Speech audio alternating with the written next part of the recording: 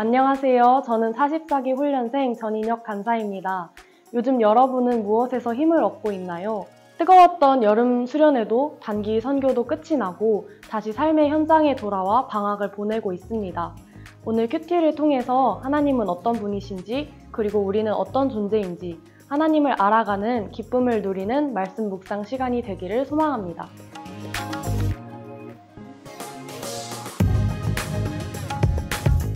오늘 본문은 바울과 실라가 데살로니가와 베레아에서 복음을 가르친 그 후의 이야기입니다. 바울과 실라는 데살로니가와 베레아에서 복음을 전했을 때 사람들로부터 심한 박해를 당했습니다. 박해가 너무 심했기 때문에 그 박해를 피해서 아데네 아레오바고에 오게 되었고, 바울이 아레오바고 사람들에게 이야기하는 내용이 오늘 큐티의 본문입니다. 아레오바고에는 어제 큐티 본문이었던 16절 말씀처럼 우상이 가득했고, 회당에는 유대인과 경건한 사람들, 철학가들이 변론을 펼쳤습니다. 그러한 변론이 오가는 상황 속에서 바울은 아레오바고 가운데 서서 이야기합니다. 먼저 22절에서 바울은 이들을 향해서 범사에 종교심이 많도다 라고 이야기합니다. 바울은 알지 못하는 신에게 라고 새긴 단도 보았고, 우상을 섬기는 그들을 보며 마음의 격분함까지 있었습니다. 하지만 바울은 변론을 하는 자들 속에서 공격적인 자세가 아니라 그들과 함께 대화하고 이들에게 올바른 복음을 알려주려는 태도를 보여줍니다. 24절부터 바울은 하나님을 알지 못하는 이들에게 하나님이 어떤 분인지 이야기합니다. 당시 유대인들은 하나님은 성전에 계신 분이라고 생각했고 성전을 매우 중요시했습니다. 성전 안에서 하나님의 역사하심을 경험할 수 있는 것은 맞지만 하나님을 성전 안에만 계신 분으로 한정 지을 때 예수님을 통해 가능하게 된 삶 속에서의 하나님과의 동행은 알지 못했습니다. 그런 그들을 향해서 바울은 하나님은 사람의 손으로 지은 성전에만 있으신 분이 아니며 사람의 손으로 섬김을 받는 부족한 존재가 아니라고 이야기합니다. 그리고 하나님은 모든 만물에게 생명과 호흡을 주시고 모든 것을 다스리시고 통치하시는 만유의 주제이심을 선포합니다. 아레오바고 사람들은 하나님과 수많은 우상의 차이점을 명확하게 알지 못했습니다. 그들이 이해하고 받아들인 하나님과 복음의 의미가 우리가 이해하는 진리와 달랐습니다. 하나님을 다른 우상처럼 성전으로 찾아가야만 만날 수 있고 섬겨야 하는 분으로 생각했기 때문에 하나님은 모든 만물을 만드신 분이고 다스리시고 통치하시는 분이라는 것을 바울은 알린 것입니다. 이처럼 바울은 하나님이 어떤 존재인지를 설명하고 그 뒤에 이어서 그 하나님을 사람이 어떻게 알 수 있는지에 대해 이야기합니다. 하나님은 사람과 모든 만물을 만드시고 인류의 모든 족속을 한 혈통으로 만드셨습니다. 그리고 온 땅에 살게 하시고 연대와 거주의 경계를 정하셨습니다. 하나님께서 이렇게 하신 이유는 하나님을 더듬어 찾아 발견하게 할 수 있게 하기 위해서입니다. 세상을 창조하신 크신 하나님은 사람과 떨어져 감히 범접할 수 없는 천상세계에 계신 분으로 남지 않으셨습니다. 우리 각 사람에게 멀리 있지 않으시고 예수님을 통해 인간의 삶에 가장 가까이 각 사람의 마음속으로 들어오셨습니다.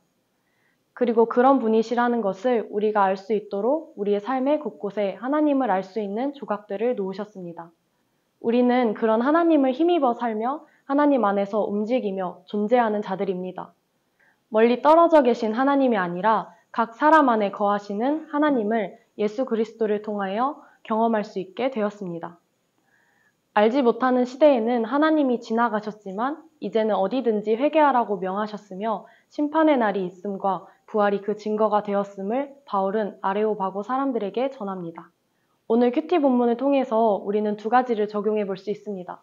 첫 번째로는 복음에 관해 변론하며 하나님에 대해 묻는 자들에게는 바울과 같은 온유함과 바른 복음을 알려주고자 하는 태도로 대화하는 것입니다. 하나님을 알지 못하는 자들에게 바른 주님의 복음을 전하고자 할 때 사랑과 온유의 마음으로 전하는 것이 중요합니다. 하나님을 알지 못하는 것이 답답하고 때론 공격을 당하는 것 같아서 화가 나고 감정적으로 표출하고 싶어질지도 모릅니다.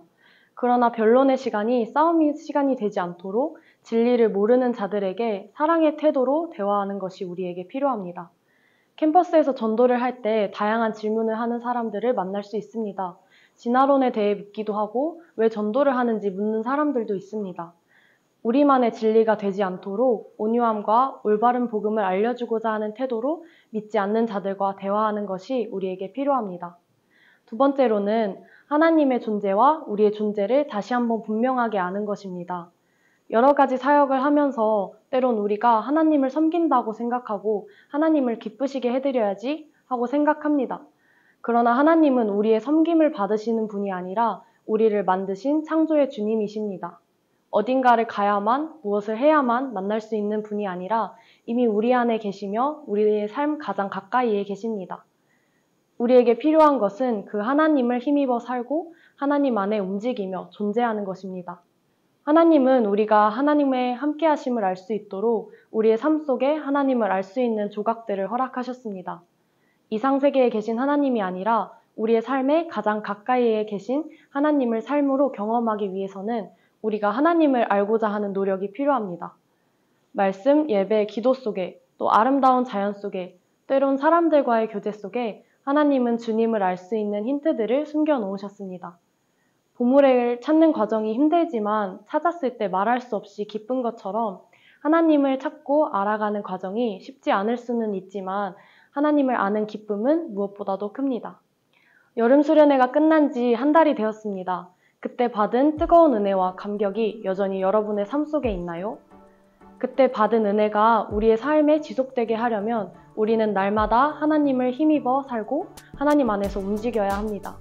끊임없이 하나님을 알기 위해 몸부림쳐야 합니다. 풀어진 마음을 다시 동여매고 하나님 앞에 나아갑시다. 하나님에게서 힘을 입고 하나님을 아는 기쁨을 가득 누리는 오늘 하루와 남은 방중 생활이 되기를 축복합니다.